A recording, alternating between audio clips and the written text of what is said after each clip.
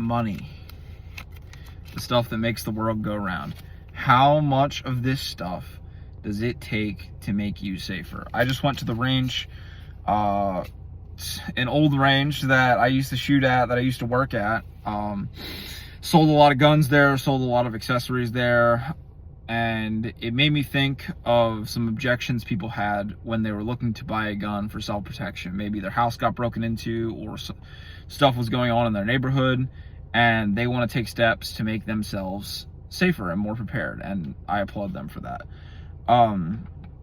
Everybody, a lot of people are on a limited budget of some kind these days, and I totally understand that. Everybody has a budget of some type, and you can only allocate so much of it to, making sure that you and your family are safe. It's an important thing, and you'll frequently hear the counter to that is, well, how much is your life worth? Okay, that's a stupid argument. I'll just say that. I don't agree with that line of thinking, because most people, if you have respect for yourself and for the people that you love, would say that it's worth any amount of money. But you can't spend all of your money on guns and ammo and training. When you start looking into this, like a handgun can be $700 or $800, and good holsters are a lot of money, and ammo is several $100s a case, at least, depending on what caliber that you choose. And that can seem really, really daunting when you're first getting into this whole thing. So let me just put it this way. In my personal experience working armed security and close protection, I've never needed my gun for anything.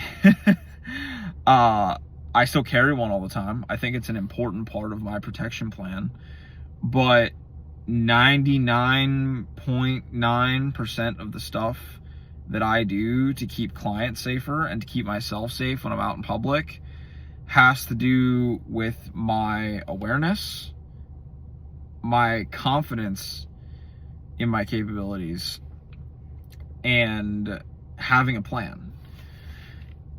And 2 of the 3 of those things don't cost anything at all. Understand the laws where you live, understand the threshold for self-defense, understand what pre-assault cues are. If you don't know what that means, look into that. That's a really great place to start. Know what castle doctrine is. Know what your legal rights are when it comes to protecting yourself in your house.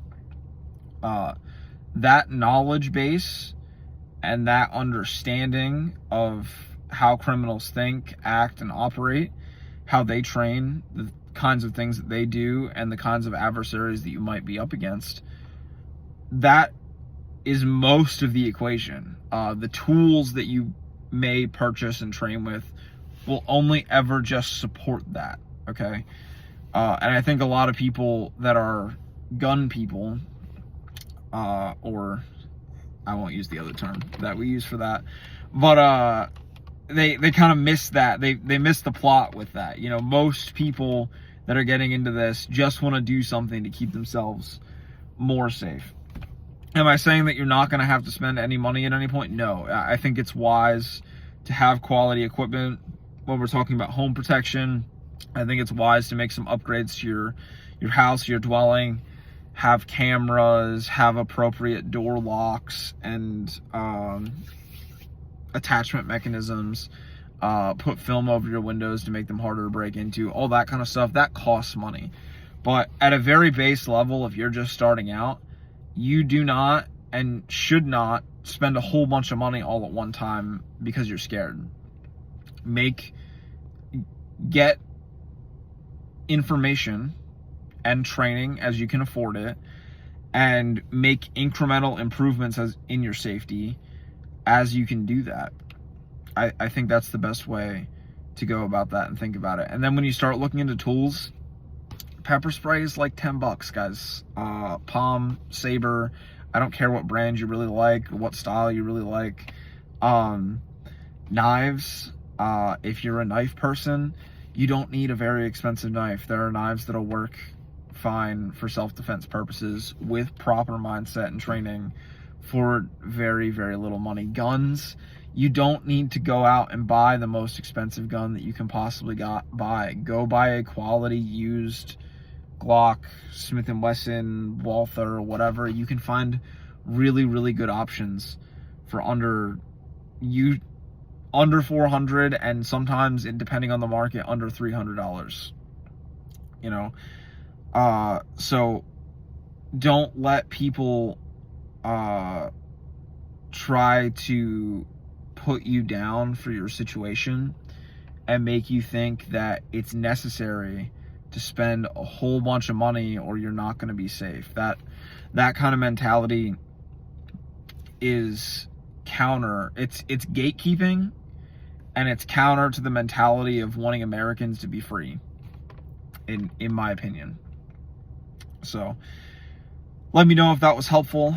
I think that's a really good place to start out. If you have any questions, comments, concerns, if you have questions about gear, post them in the comments of wherever I post this at. Go jump in the school group. I know I've been harping on that a lot recently, but there's a lot of really knowledgeable people in there that will give you information for free. There are great instructors that put a lot of information out on YouTube for free, okay? Why should you hire an instructor? To accelerate your ability to learn and help you work through particular issues that you have, okay?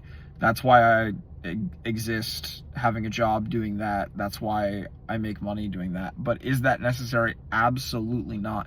You can take steps to make yourself safer today for no money. So that's just kind of my thoughts on that situation.